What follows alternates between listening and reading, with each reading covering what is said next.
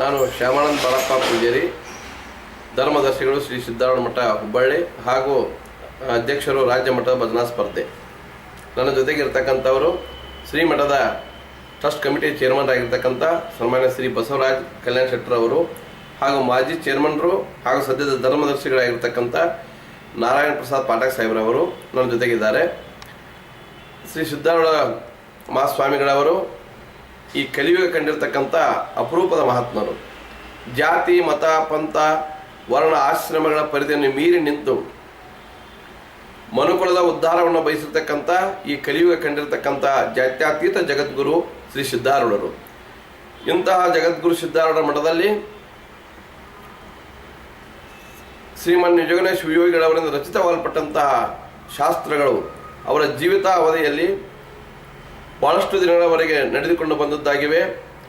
ಜೊತೆಗೆ ಜಗದ್ಗುರು ಸಿದ್ದಾರೂಢರಿಂದಲೇ ನಿಜಗುಣರ ಶಾಸ್ತ್ರಕ್ಕೆ ಒಂದು ಬೆಳಕು ಕಂಡಿದೆ ಅಂತ ಹೇಳಿದ್ರೆ ತಪ್ಪಾಗಲಿಕ್ಕಿಲ್ಲ. ನಿಜಗುಣರ ಶಾಸ್ತ್ರ ಅಂದರೆ ಸಂಸ್ಕೃತದಲ್ಲಿರ್ತಕ್ಕಂಥ ಎಲ್ಲ ಉಪನಿಷತ್ತುಗಳ ಸಾರವೇ ಶ್ರೀಮನ್ ನಿಜಗುಣರ ಶಾಸ್ತ್ರವಾಗಿದೆ. ಇಂತಹ ಶಾಸ್ತ್ರವನ್ನು ಬೆಳಕಿಗೆ ತಂದಿರತಕ್ಕಂಥವರು ಜಗದ್ಗುರು ಶ್ರೀ ಸಿದ್ದಾರೂಢರು. ಜಗದ್ಗುರು ಸಿದ್ದಾರೂಢರ ಕಾಲದಲ್ಲಿ ಸಿದ್ದಾರೂಢರ ಮಠವು ಸಂಗೀತ, ಸಾಹಿತ್ಯ, ಕೀರ್ತನೆ ಈ ಎಲ್ಲದರ ಒಂದು ಕೇಂದ್ರ ಸ್ಥಾನವಾಗಿ ಬೆಳೆದು ಬಂದಿರತಕ್ಕಂಥದ್ದಾಗಿದೆ. ಇವತ್ತಿನ ದಿನ ಜಗದ್ಗುರು ಶ್ರೀ ಸಿದ್ದಾರೂಢರ ಮಠದಲ್ಲಿ ದಿನವೂ ಸತತವಾಗಿ 24 ಗಂಟೆಗಳ ಪರ್ಯಂತರವಾಗಿ ಓಂ ನಮಃ ಶಿವಾಯ ಅಂತಕ್ಕಂಥ ಅಖಂಡ ನಾಮಸ್ಮರಣೆ, ಅಷ್ಟೇ ಅಲ್ಲದೆ 2 ಹೊತ್ತು ಜಗದ್ಗುರು ಸಿದ್ದಾರೂಢರ ಬೋಧಿಸಿರ್ತಕ್ಕಂಥ ಅದ್ವೈತ ವೇದಾಂತ ಶಾಸ್ತ್ರಗಳು ಶ್ರೀಮಠದಲ್ಲಿ ಜರುಗುತ್ತವೆ. ಜೊತೆಗೆ 24 ಗಂಟೆಗಳ ಪರ್ಯಂತರವಾಗಿ ಅನ್ನದಾಸೋಹ ನಡೀತಾ ಇದೆ. ಇದೆಲ್ಲವೂ ಜಗದ್ಗುರು ಸಿದ್ದಾರೂಢರ ಕೃಪಾ ಆಶೀರ್ವಾದ ಅಂತ ಹೇಳಿದ್ರೆ ತಪ್ಪಾಗಲಿಕ್ಕಿಲ್ಲ. ಇಂತಹ ಶ್ರೀಮಠದಲ್ಲಿ ನಾಳೆ ಬರುವ ಶಿವರಾತ್ರಿಯ ಮಹೋತ್ಸವದ ಅಂಗವಾಗಿ ಫೆಬ್ರವರಿ ದಿನಾಂಕ 1ರಿಂದ ರಾಜ್ಯ ಮಟ್ಟದ ಭಜನಾ ಸ್ಪರ್ಧೆಯನ್ನು ಶ್ರೀಮಠದಿಂದ ಹಮ್ಮಿಕೊಳ್ಳಲಾಗಿದೆ. ಈ ಸ್ಪರ್ಧೆಯಲ್ಲಿ ಭಾಗವಹಿಸತಕ್ಕಂಥ ಪ್ರತಿಯೊಬ್ಬ ಕಲಾವಿದರಿಗೂ ಪ್ರಶಸ್ತಿ ಪತ್ರಿಕೆಯನ್ನು ನೀಡಲಾಗುತ್ತದೆ. ಜೊತೆಗೆ ಪ್ರತಿಯೊಂದು ತಂಡಕ್ಕೆ ಜಗದ್ಗುರು ಶ್ರೀ ಸಿದ್ದಾರೂಢ ಮಠದಿಂದ ಸವಿನೆನಪಿನ ಕಾಣಿಕೆಯನ್ನು ನೀಡಲಾಗುತ್ತದೆ.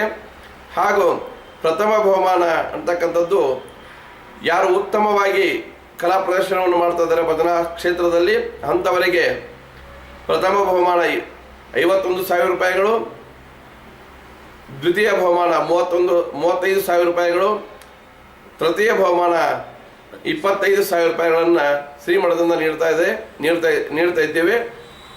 ಜೊತೆಗೆ ಸಮಾಧಾನಕರ ಬಹುಮಾನ ಅಂತ ಒಂದು 5 ತಂಡಗಳನ್ನು ಆಯ್ಕೆ ಮಾಡಿ ಪ್ರತಿಯೊಂದು ತಂಡಕ್ಕೆ 5,000 ರೂಪಾಯಿಗಳಂತೆ ಶ್ರೀಮಠದಿಂದ ನಾವು ಬಹುಮಾನವನ್ನು ನೀಡ್ತಾ ಇದ್ದೇವೆ. ಅದರ ಜೊತೆಗೆ ವಿಶೇಷವಾಗಿ ಉತ್ತಮ ಹಾಡುಗಾರರಿಗೆ 2,000 ರೂಪಾಯಿಗಳು, ಉತ್ತಮ ತಬಲಾ ವಾದಕರಿಗೆ 2,000 ರೂಪಾಯಿಗಳು, ಉತ್ತಮ ಹಾರ್ಮೋನಿಯಂ ವಾದಕರಿಗೆ 2,000 ರೂಪಾಯಿಗಳು, ಉತ್ತಮ ದಮಡಿ ವಾದಕರಿಗೆ 2,000 ರೂಪಾಯಿಗಳು, ಉತ್ತಮ ತಾಳು ವಾದಕರಿಗೆ 2,000 ರೂಪಾಯಿಗಳು. ಈ ರೀತಿಯಾಗಿ ನಾವು ಬಹುಮಾನಗಳನ್ನು ನೀಡ್ತಾ ಇದ್ದೀವಿ. ಜೊತೆಗೆ ಬಹಳಷ್ಟು ಜನ ಭಜನಾ ಕಲಾವಿದರು ಸಿದ್ದಾರೂಢರ ಮಠದಿಂದ ಬಹುಮಾನ ದೊರೆಯದೇ ಇದ್ದರೂ ಕೂಡ ಅವರ ಶ್ರೀರಕ್ಷೆ ಆಗಿರ್ತಕ್ಕಂಥ ಪ್ರಶಸ್ತಿ ಪತ್ರವನ್ನು ನೀಡ್ತಾ ಇದ್ದಿದ್ದು ಬಹಳ ಸಂತಸ ಅಂತಕ್ಕಂಥ ವಿಷಯವನ್ನು ವ್ಯಕ್ತಪಡಿಸಿದ್ದಾರೆ. ಇದು ಬಹಳ ಸಂತಸದ ಸಂಗತಿ. ಪ್ರತಿಯೊಬ್ಬ ಕಲಾವಿದರ ಅಪೇಕ್ಷೆ ಏನಿದೆ ಅಂತ ಕೇಳಿದರೆ ಎಲ್ಲೆಡೆಯೂ ನಾವು ಭಜನೆಗಳನ್ನು ನಡೆಸಿರಬಹುದು, ಆದರೆ ಜಗದ್ಗುರು ಸಿದ್ದಾರೂಢ ಮಠದಲ್ಲಿ ಭಜನಾ ಕಾರ್ಯಕ್ರಮವನ್ನು ಹಮ್ಮಿಕೊಂಡಿರ್ತಕ್ಕಂಥದ್ದು ಬಹಳ ವಿಶೇಷ ಅಂತಕ್ಕಂಥ ಒಂದು ಸಂತಸ ಎಲ್ಲ ಕಲಾವಿದರಲ್ಲಿ ವ್ಯಕ್ತವಾಗಿರ್ತಕ್ಕಂಥದ್ದು ಬಹಳ ಸಂತಸದ ವಿಷಯ.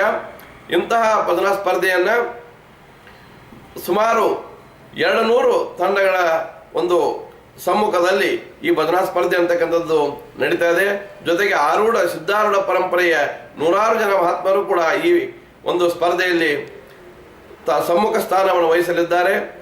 ಈ ಸಿದ್ದಾರೂಢ ಮಠವು ನಮ್ಮ ಮುಖ್ಯ ಆಡಳಿತಾಧಿಕಾರಿಗಳಾಗಿರ್ತಕ್ಕಂತಹ ಸನ್ಮಾನ್ಯ ಶ್ರೀ ಎಂ ರಮೇಶ್ ರಾವ್ರವರ ನೇತೃತ್ವದಲ್ಲಿ ಈ ಕಾರ್ಯಕ್ರಮ ಅಂತಕ್ಕಂಥದ್ದು ನಡೀತಾ ಇದೆ. ನಮ್ಮ ಶ್ರೀಮಠದ ಚೇರ್ಮನ್ನರು ಹಾಗೂ ಎಲ್ಲ ಧರ್ಮದರ್ಶಿಗಳ ಉಪಸ್ಥಿತಿಯಲ್ಲಿ ಈ ಕಾರ್ಯಕ್ರಮ ಅಂತಕ್ಕಂಥದ್ದು ನಡೀತಾ ಇದೆ. ಅದರ ಜೊತೆಗೆ ಎಲ್ಲ ಸದ್ಭಕ್ತರು ಕೂಡ ಇಂಥ ಒಂದು ಕಾರ್ಯಕ್ರಮಕ್ಕೆ ಅತ್ಯಂತ ಹರ್ಷ ಹಾಗೂ ಸಂತೋಷದಿಂದ ಒಪ್ಪಿಕೊಂಡಿರ್ತಕ್ಕಂಥದ್ದು ಕೂಡ ಜಗದ್ಗುರು ಸಿದ್ದಾರೂಢ ಪ್ರೇರಣೆ ಅಂತ ಹೇಳಿದರೆ ತಪ್ಪಾಗಲಿಕ್ಕಿಲ್ಲ ಅಂತ ಈ ಸಂದರ್ಭದಲ್ಲಿ ನಾನು ಹೇಳ ಬಯಸ್ತಾ ಇದ್ದೇನೆ. ಸರ್, ಈಗ ಟೋಟಲಿ 200 ತಂಡಗಳು ಭಾಗವಹಿಸ್ತಾವೆ ರಾಜ್ಯದಿಂದ. ರಾಜ್ಯದಿಂದ. ಇದು ಪ್ರಪ್ರಥಮ ಬಾರಿಗೆ ರಾಜ್ಯದಲ್ಲಿ ಮಾಡ್ತಾ ಇರೋದಾ? ಪ್ರಪ್ರಥಮ ಬಾರಿಗೆ ಈ ಭಜನಾ ಸ್ಪರ್ಧೆ ಅಂತಕ್ಕಂಥದ್ದು ನಡೀತಕ್ಕಂಥದ್ದು ಪ್ರಪ್ರಥಮ ಬಾರಿಗೆ ಅಂತ ಹೇಳಿದ್ರೆ ತಪ್ಪಾಗಲಿಕ್ಕಿಲ್ಲ. ಇದೇ ಮೊದಲನೇ ಬಾರಿಗೆ. ಆಮೇಲೆ ಈಗ ಭಜನೆ ಇಂತಿಂತದೇ ಅವರು ಮಾಡಬೇಕು ಅಂತ ಏನಾದ್ರು ಎರಡು ಪದ್ಯಗಳನ್ನ ಅವರು ಕೈವಲ್ಯ ಸಾಹಿತ್ಯ ಅಂದ್ರೆ ಶ್ರೀಮನ್ ನಿಜಗುಣ ಶಿವಯೋಗಿಗಳ ಕೈವಲ್ಯ ಪದ್ಧತಿ ಹಾಗೂ ಮಹಾಲಿಂಗರಂಗರ ಸಾಹಿತ್ಯ ಜೊತೆಗೆ ಸರ್ಪಭೂಷಣ ಶಿವಯೋಗಿಗಳ ಸಾಹಿತ್ಯದ ಮೇಲೆ ಎರಡು ಪದ್ಯಗಳನ್ನು ಕಡ್ಡಾಯವಾಗಿ ಹಾಡಬೇಕು. ಇನ್ನೊಂದು ಪದ್ಯವನ್ನ ಅವರು ಶರೀಫ ಶಿವಯೋಗಿಗಳ ಅಥವಾ ದಾಸ ಸಾಹಿತ್ಯ ಅಥವಾ ವಚನ ಸಾಹಿತ್ಯ ಅಥವಾ ಜಗದ್ಗುರು ಶ್ರೀ ಸಿದ್ಧಾರೂಢರ ಮೇಲೆ ಅಥವಾ ಜಗದ್ಗುರು ಶ್ರೀ ಗುರುನಾಥಾರೂಢರ ಮೇಲೆ ರಚಿತವಾಗಿರ್ತಕ್ಕಂಥ ಪದ್ಯಗಳನ್ನು ಹಾಡಬಹುದು. ಅದು ಕೇವಲ 18 ನಿಮಿಷಗಳಲ್ಲಿ 3 ಪದ್ಯಗಳನ್ನು ಹಾಡಬೇಕು ಅಂತಕ್ಕಂಥ ಒಂದು ನಿಯಮ ನಮ್ಮ ಭಜನಾ ಕಮಿಟಿ ಅವರು ಮಾಡಿಕೊಂಡಿರ್ತಾರೆ. ಸರ್, ಮತ್ತೆ ಒಂದೊಂದು ತಂಡದಲ್ಲಿ ಇಷ್ಟು ಜನ ಇರಬೇಕು ಅಂತ ಇದೆ? ಪ್ರತಿಯೊಂದು ತಂಡದಲ್ಲಿ ಸುಮಾರು ಕನಿಷ್ಠವಾಗಿ 6 ಜನ ಸದಸ್ಯರಿರಬೇಕು, ಗರಿಷ್ಠವಾಗಿ 10 ಜನ ಸದಸ್ಯರಿರಬೇಕು ಅಂತಕ್ಕಂಥದ್ದು ನಮ್ಮ ನಿಯಮ ಇರುತ್ತದೆ.